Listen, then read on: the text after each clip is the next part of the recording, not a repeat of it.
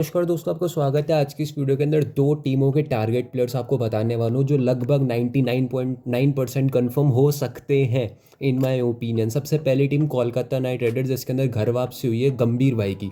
गंभीर भाई as a mentor बन के केकेआर में आ चुके हैं। वो पूरा सिस्टम देख रहे हैं क्योंकि एक न्यूज़ निकल के आ रही जो अभी तक मैं आपको बताना नहीं चाह रहा, क्योंकि वो जो नेम है वो कंफर्म नहीं है। बट इतनी सी हिंट ज़रूर से दे सकता हूँ कि केकेआर की बातचीत चल रही ट्रेड की।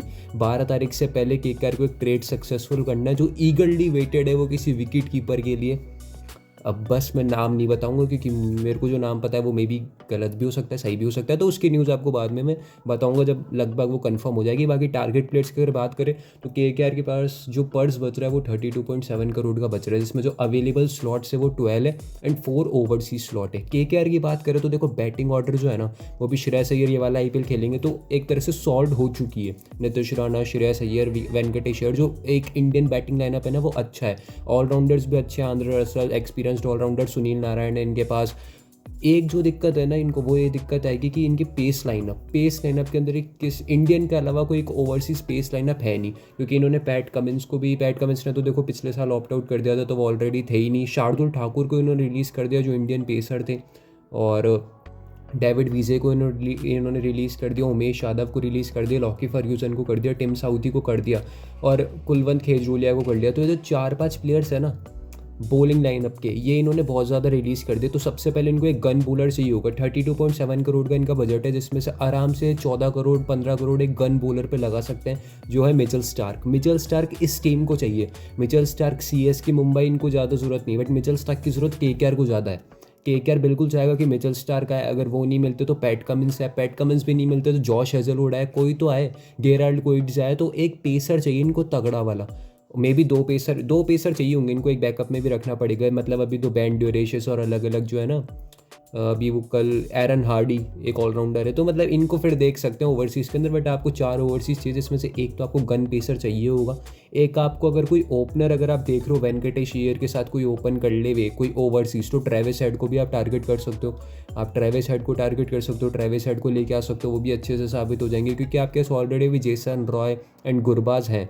तो मेरे को नहीं लगता आप ट्रेविस हेड की तरफ जाओगे। बट फिर भी अगर ये चाहते हैं कि हमको कोई धमाकेदार ओपनिंग पेयर चाहिए, गौतम गंभीर अगर कुछ सोच सकते हैं ऐसा अलग हटके, तो ट्रेविस हेड भी हो सकते हैं। जैसे जो न्यूज़ निकल के आई कि जो विकेट कीपर की ट्रेडिंग पे ये है, मे बी वो विकेट कीपर, अगर वो इंडियन विकेट कीपर आ जाता है तो उनका बैलेंस और बेटर हो जाएगा। बाकी और सारे बॉलर से शिवम मावी हो गए, शिवम मावी आई थिंक पहले केकेआर में ही थे, और एक कार्तिक त्यागी हो गए। तो इंडियन बॉलर्स भी बहुत ज़्यादा है।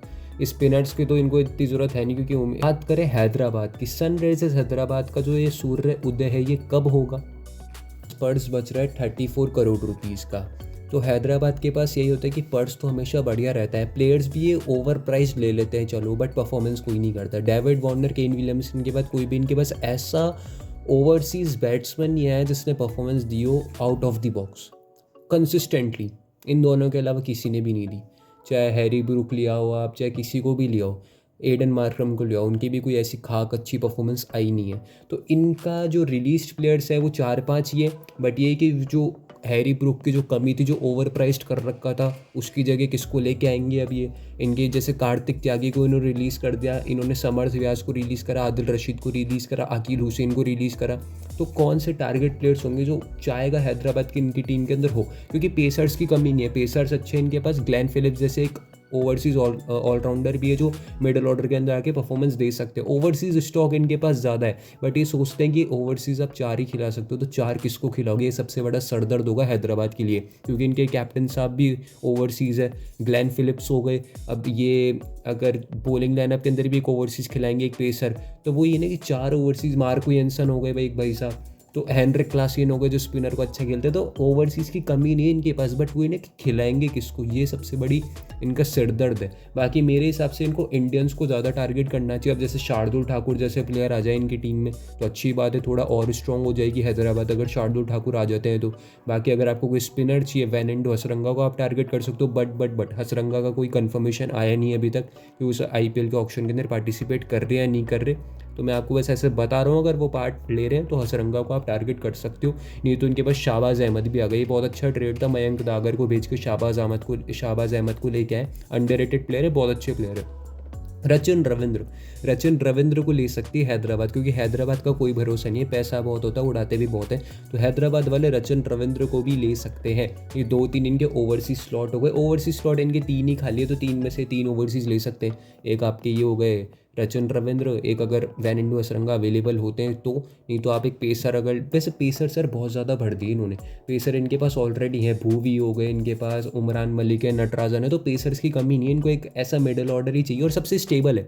हैदराबाद की टीम अब तक सबसे स्टेबल है अब तक देखा जाए तो, बट वही कि 2 चीज़ें होती है, तो कैप्टनसी, दूसरा एनवायरनमेंट। इनका एनवायरनमेंट अच्छा नहीं होता है, इस वजह से इनका जो कैंपेन है ना वो ज़्यादा दूर तक नहीं जा पाता। तो इनका कैंपेन सही करने के लिए इनको अपना एनवायरनमेंट अच्छा करना पड़ेगा। मयंक अग्रवाल, अभिषेक शर्मा इनके ओपन कर देंगे, राहुल त्रिपाठी हो गए, एडन मार्करम हो गए, हेनरिक क्लासन हो गए, शाहबाज अहमद हो गए, वॉशिंगटन सुंदर, और अगर हसरंगा आ जाता है तो हसरंगा, नहीं तो रचिन रविंद्र आ जाएंगे तो उनको चौथे या 5वें भेज दो।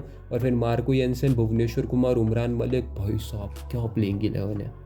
अगर ये 12-13 प्लेयर्स अगर आप प्लेइंग 11 बनाओ ना, धांसू प्लेइंग 11 बन रही है हैदराबाद की। अब तक की स्ट्रॉन्गेस्ट टीम लग रही है, पिछले सीज़न भी स्ट्रॉन्गेस्ट लगी थी, इस सीज़न भी लग रही है, बट वही की परफॉर्मेंस नहीं निकल के आती। तो वही है कि यार इनको अपना कैंपेन थोड़ा अच्छा करना पड़ेगा, एनवायरनमेंट अच्छा करना पड़ेगा, कैप्टनसी अच्छी हो जाए, फिर ये टीम पता है फाइनल तक जा सकती, जीत भी सकती है, नेवर नो। तो बहुत बहुत शुक्रिया वीडियो को देखने के लिए। वीडियो अच्छी लगी तो वीडियो को लाइक करना, शेयर करना, चैनल को सब्सक्राइब करना। केकेआर और हैदराबाद हमने कवर कर ही लिया, सीएसके, मुंबई, आरसीबी, ये टीम्स मैंने कवर कर ही ली। अब बच रही Rajasthan, Delhi Capitals and Lucknow super giants, अभी भी 4-5 टीमें बच रही, तो उसका भी कवर करेंगे, टारगेट प्लेयर्स का। बहुत बहुत शुक्रिया वीडियो को देखने के लिए। वीडियो तो लाइक कर ही लेना, सब्सक्राइब भी कर लेना, जो भी करो कर लेना, बट टेलीग्राम ज़रूर से ज्वाइन कर लेना, क्योंकि जो छोटी छोटी अपडेट होती है ना, क्विक अपडेट्स, वो मैं वीडियो नहीं बनाता, उसके लिए मैं टेलीग्राम पे डालता हूँ। तो जो टेलीग्राम पे जने है ना, वो लाभ उठाओ टेलीग्राम ज्वाइन करके।